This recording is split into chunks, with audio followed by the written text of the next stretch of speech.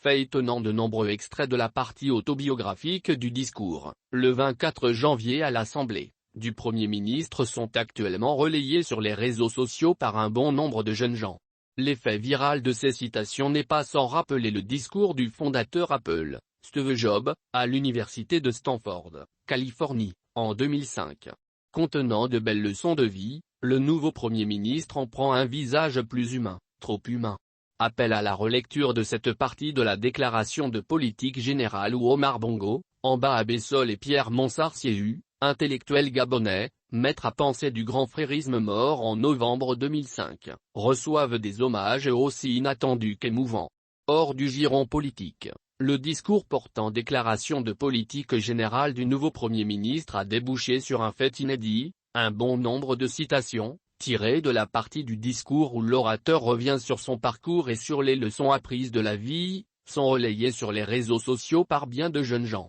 On en voudra pour exemple ou preuve que la page Facebook de Raïssa Lormedza du service Sport à Gabon Télévision. Les leçons de vie, maximes, reconnaissance, regret et gratitude contenues dans cette partie du discours ont donné d'Alain Claude Bilibins une autre image. Celle d'un enfant ordinaire du Gabon, formé par des expériences et rencontres inspirantes aussi pluriethniques que multi-idéologiques, arrivé au sommet par l'agnac et en se pistonnant, littéralement, lui-même. L'hommage au regretté et oublié du public Pierre Monsarsieu mais aussi au père Paul Amba Abessol dont il aurait été un renégat selon la légende, ont résolument été des moments émouvants du discours à l'Assemblée nationale, le 24 janvier 2023. La circulation, sur les réseaux sociaux jeunes, des citations du discours Bilibins font quelque peu penser au célèbre discours de Steve Jobs, le fondateur Apple, devant les étudiants de l'université de Stanford, en Californie, un texte si inspirant qu'il continue depuis 2005, notamment dans le domaine du développement personnel, à être partagé et commenté.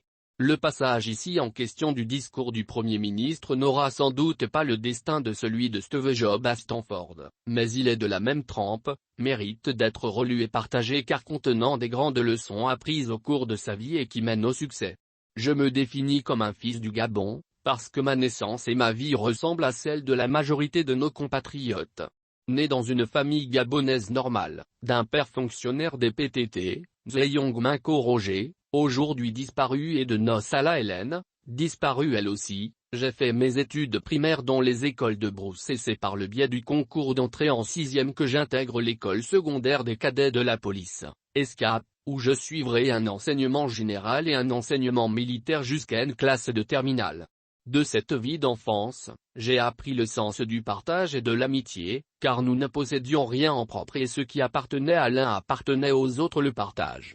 De cette période, j'ai également appris le patriotisme, l'amour de son pays, le culte de ses symboles, le respect de ses valeurs au premier rang desquels le travail et la justice.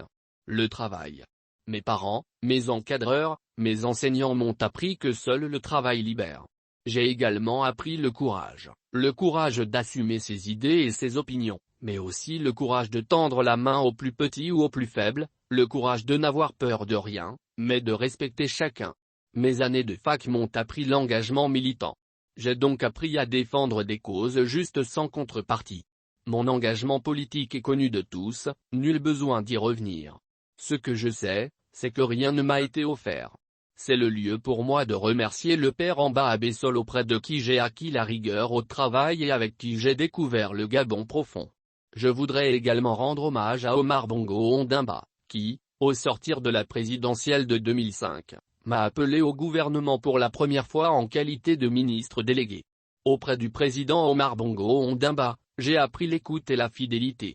Dans un registre différent, je me dois de saluer la mémoire de Pierre Monsarsieu qui, au département des lettres modernes, a été pour moi un modèle de rigueur intellectuelle.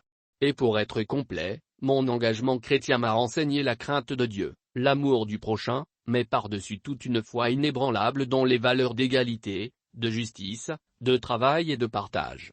À la jeunesse qui me regarde, je rappelle que les difficultés de la vie quotidienne, je les ai connues.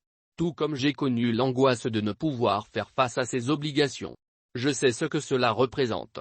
Souvent il m'est arrivé de me tromper, mais chaque erreur m'a renseigné. Il m'est également arrivé de commettre des fautes que j'ai payées parfois au prix fort. Mais jamais je ne me suis découragé. N'abandonnez jamais. Allez à la poursuite de vos rêves, sans craindre de vous tromper. Et si vous tombez, faites tout pour vous relever. La vie n'est pas facile et le succès est toujours au bout de l'effort. Sachez que dans la vie il y a ce que nous aurions voulu être et ce que nous sommes.